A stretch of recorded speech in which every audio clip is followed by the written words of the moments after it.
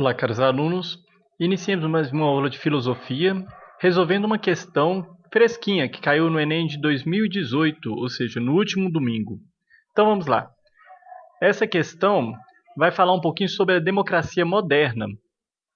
Um dos teóricos da democracia moderna, Hans Kelsen, considera elemento essencial da democracia real, não da democracia ideal que não existe em lugar nenhum, o método da seleção dos líderes, ou seja, a eleição.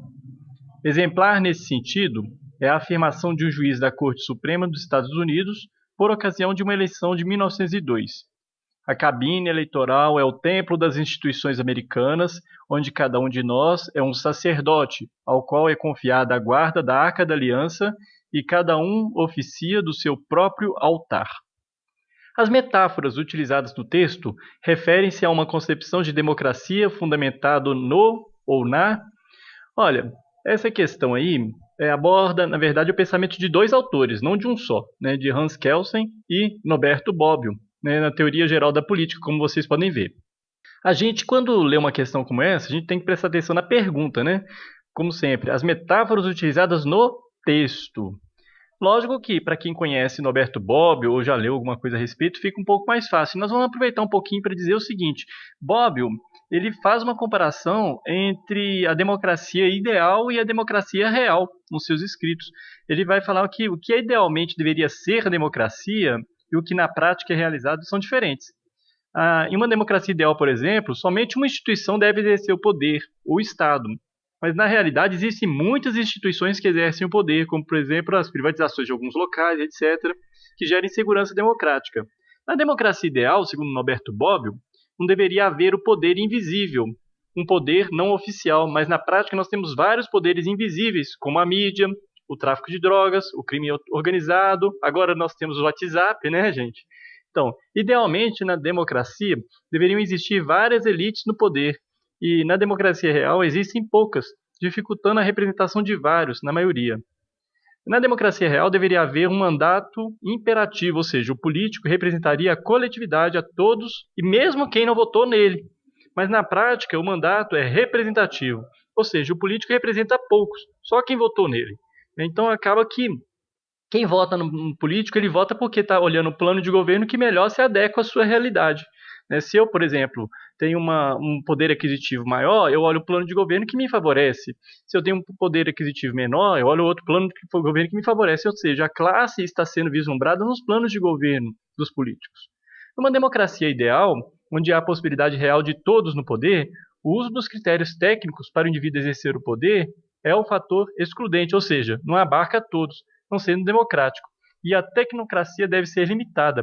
Mas, na real, a tecnocracia é muito utilizada para governar sem precisar ser responsiva à sua sociedade. Então, quer dizer, isso é o pensamento de Norberto Bobbio. Agora, e o Hans Kelsen? Primeiro, quem que foi Hans Kelsen? Hans Kelsen, ele é um jus-filósofo, A gente fala jus-filósofo porque ele é tanto jurista quanto filósofo. E ele escreveu um livro que chama-se A Democracia.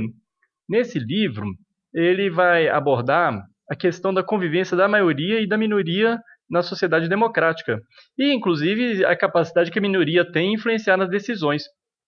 Tendo isso em mente, exatamente isso que o Norberto Bobbio vai falar, da antítese entre ideologia, aquilo que deve ser, e o que é na realidade. Para Kelsen, o direito da maioria pressupõe o direito à existência de uma minoria. Disso resulta a possibilidade de proteger a minoria contra a maioria. Ou seja, a gente viu aí com o Norberto Bobbio que ele vai mostrar que, na verdade, acaba que uma classe é favorecida, seja lá uma classe mais baixa ou uma classe mais alta. Aquela que tem o plano de governo aprovado pela maioria que vai ser favorecida. Essa proteção da minoria é a função essencial dos chamados direitos e liberdades fundamentais, também denominados direitos do homem e do cidadão, garantidos em todas as constituições modernas, na nossa Constituição, por exemplo.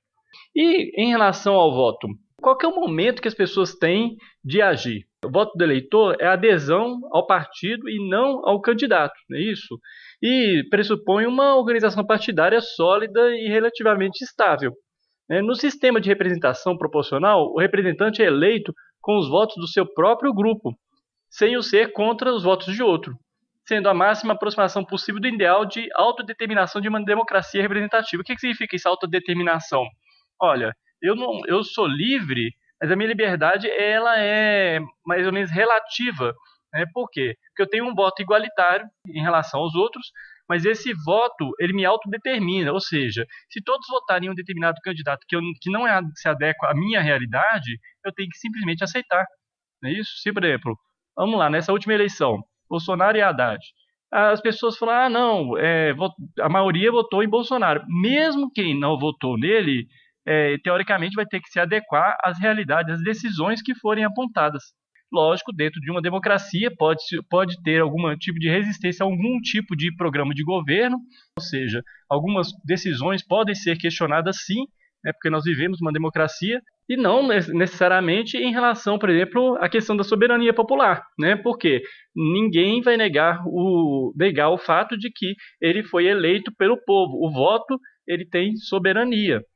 Ou seja, o indivíduo, ele tem sim uma liberdade de atuar, mas na hora do voto. Depois que ele votou, a dificuldade dele de atuar é muito maior. Então é mais ou menos isso que vai falar aí nessa afirmação, né? A cabine eleitoral é o templo das instituições americanas, onde cada um de nós é um sacerdote ao qual é confiada a Arca da Aliança e cada um oficia do seu próprio altar.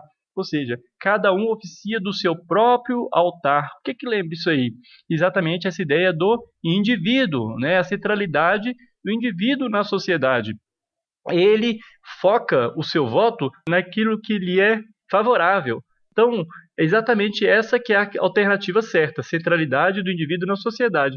E de uma forma geral, todas as democracias modernas, elas tendem a essa ideia do indivíduo. Então, eu espero que tenha sido claro. Qualquer dúvida, crítica ou sugestão, podem deixar nos comentários. Vai ser um prazer ajudá-los a entender um pouquinho mais. E aos poucos a gente vai resolvendo algumas outras questões que caíram no Enem de 2018.